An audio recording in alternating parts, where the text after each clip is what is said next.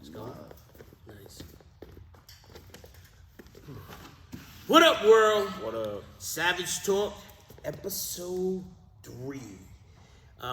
This one we're gonna brush on a couple of things. We're gonna talk about the importance of Greco wrestling, especially in our club, and why we love it and personally love it. Coach Khalil was an All-American, was on that U.S. Olympic ladder at one point in his life, and Ranked number 10. and loved Greco. I'm from New York, and we love Greco in New York. You had the Atwood Club, which was pretty big up north, where I can't even tell you how many Olympians came out of that club. I'm talking like guys that I know, like Sean Sheldon, who's a Savage. He's down in Florida coaching. You had Ramaswamy, you had Dale Oliver, you had Joe Sable. These guys were just like phenomenal Greco guys. You could show up at the Empire State Games when I was a kid, and you would be there, and you look, exactly.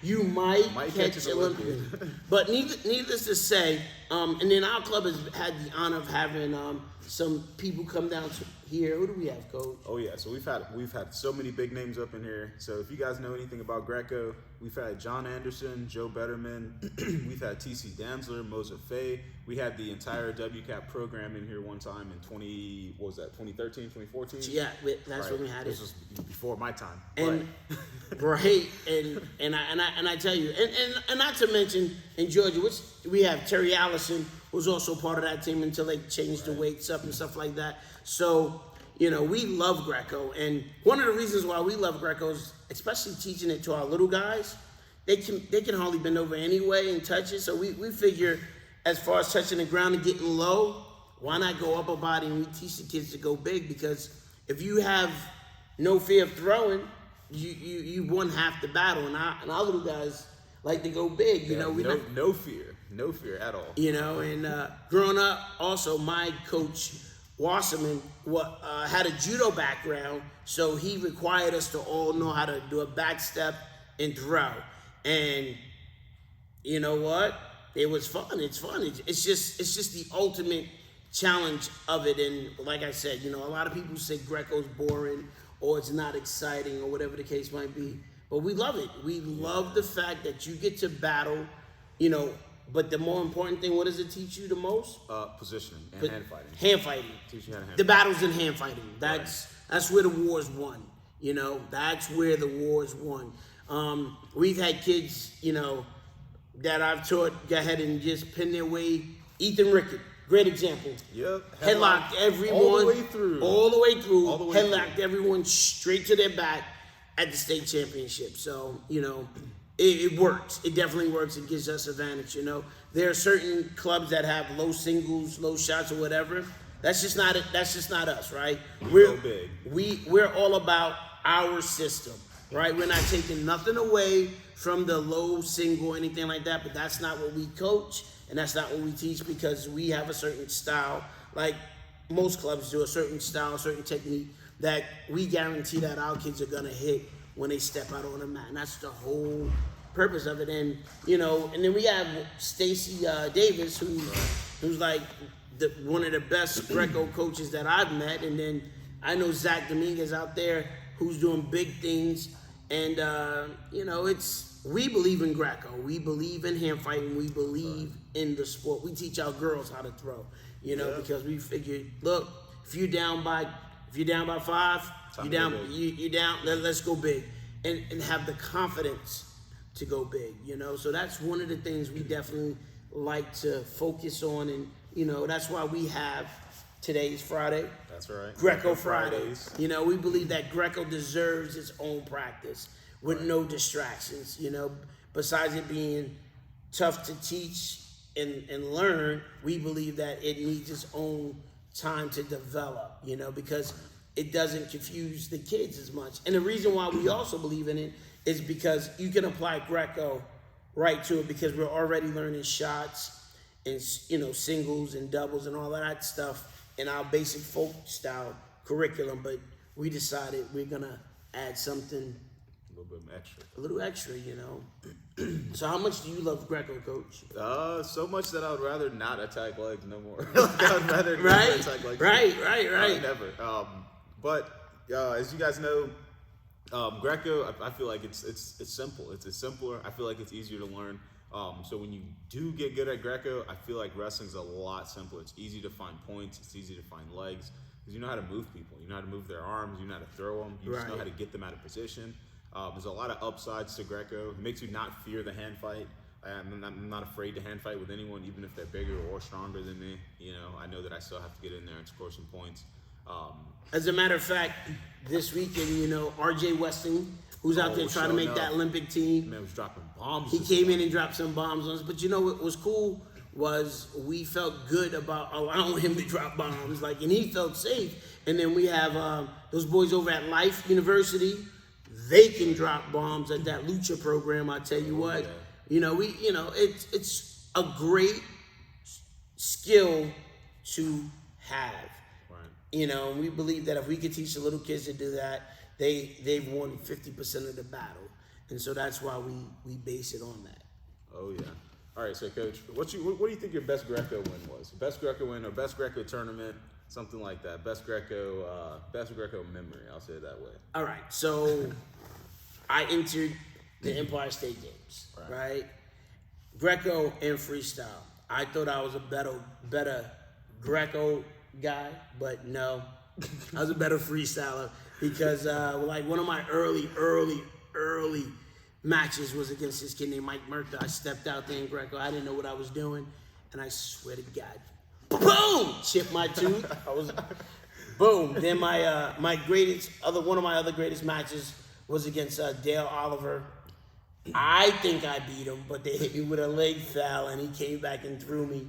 And but if, you know, when you're in New York, every Greco match is a great match because there's something about going out there and throwing people, and I believe I could throw anybody at any given moment. So my greatest matches were my losses, believe it or not. You know, they weren't even the wins. Right. The wins were great, but when you go up against some of these guys who are seasoned vets, like my buddy Joe Sable, forget about it. You know, you're gonna get thrown on your head, but it's a rush if you can get in there and get a throw. Or when you meet guys like Sean Sheldon, who's a little dude, and just watch him throw people, or Isaac Ramaswamy throw people. I mean, the cool thing was Greg Gibson, right? Greg Gibson, many of you may not know who he was, but he's the first American to actually get a world medal in all three forms of wrestling: freestyle, Greco, and Samba. Yes, sir. Samba. This dude was he was a Marine, and I'll tell you what, man.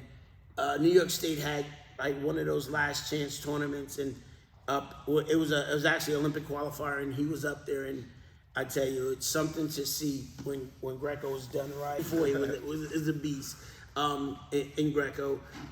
So you know, you just have tons of history about it. You know, watching Rulon Gardner, break the greatest wrestler of all time. Yeah, that was probably the first Greco match I ever watched. Really? Yeah, probably the very first one that I was like, what is Greco? Like, I'm over here trying to figure it out. Get on YouTube, and that's the first thing that pops up. Boom, Rulon Gardner. And you don't even understand the match because it's like a different set of rules. So it's true. Coming like sophomore in high school. You've had guys like I believe Jamil Byers. Yeah, and then you have Matt Grafari, who also was on that team. You know, we've had a great history of Greco wrestlers, but it's whatchamacallit's about to go back to college. Oh yeah, right. I saw that today. I was like, what? Yo, your boy, actually, fun fact, I wrestled him in the first round of the World Team Trials. Ben Provisor. Ben Provisor about to go back to college. I'm like, what? I know. I ran into him one time. Never had a tighter gut wrench put on me in my life. Or at least not in a match. That man, separated one of my ribs. It was a horrible I think Randy Couture did Greco in the Marines, and and went back to school and wrestled in college also. Yep. But y'all, and got 4 years. That's right? what goes to show you. Go to NAIA, bro. They gonna at least give you some eligibility. Exactly. So I'm trying to tell you, at least you're gonna get a degree. So yeah, man, that's crazy. Crazy. But anyway, let's see, what's next? Let's see, guests from Europe. So frequently, I always tell the guys that Coach Charlie decides that he's gonna bring in the best in the world. He told me that one time, and it's kind of stuck in my brain, and it's been true. Okay, it was kind of like an arbitrary thing that I feel like he said, but it's just stuck with me because every couple months, it seems like somebody random walks in the door from some other country, and they know Coach Charlie, and it's like it'd be like Russians show up, they'd be like, "Hey, do you know Charlie Morris?" I'm like, "Yeah, he's the guy on the wall. He's the Morris." And they'd be like, "Man, we're here to wrestle." I'm like, "What?" All the time. We've had Olympians in here. We've had what was the guy from Iran's name? Hamid Kermanshah, world champ from Iran. He came and ran a practice for us. We had Arsen Jofalakian. He came in and wrestled with us on New Year's Eve. He's an Olympic silver medalist and world champ. 3-time Olympian. Right, something like that. Multiple times. We've had guys from Belarus come through. We've had guys from Russia come through. These guys are junior world medalists. They're age level world medalists, and they all got something good to show. You know, it's that's the wrestling community. You know, people will always seek out a good place to train when they're available, and so you know, it's an honor to have dudes like this come through the gym and just love on the kids, just teach them, you know. And just teach them that. Put them on their heads. Oh, it's the best. It's the best. But you know, Greco plays a big part of our program. We're not scared to throw. Again, it's part of our system. Every kid's gonna have to know it, right? We've decided that we're gonna dedicate, like I said, every Friday to Greco, and we're gonna continue to do that throughout the season because one, we got goals. Why not have an Olympian come out of this room? Why not have a couple of national champions come out of this room? Why not? You know, and that's it. It's a mindset, you know. We get our kids to believe, and once they believe, it's game over. It's game over for y'all. It's facts, and that's what we're doing. You know, we just wanted to kind of just talk about the Greco aspect a little bit, and just make sure that we believe that's a tool that should be in the sport. You know, not out of the sport. You know. The heck with people saying, Greco's boring. Greco. Nah, you know why Greco's boring? Because you don't wrestle Greco. You know why Greco's boring? Because you're scared to wrestle Greco. You know why Greco's boring? When they say they should get rid of Greco, it's because they don't understand it and they're not willing to take the time to teach it. But when it's done right, it's poetry. Like, I don't know about you, but I like watching Kamal Bey throw people on their head. Yo, anybody get thrown for 5, it's gonna be a good day. You know what I mean? I like watching Kamal Bey just go ahead and just launch people on their head, or Obi Blanc just throw somebody on their head. You know what I mean? I mean, it is what it is. You know, Greco to me is the greatest. I agree.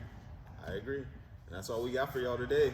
Yo, we gonna see you next week. Same thing, Savage Talk, episode 4. We'll be here. All right, where are we at? Big shout out Denmark High School. Thank you for the shirt.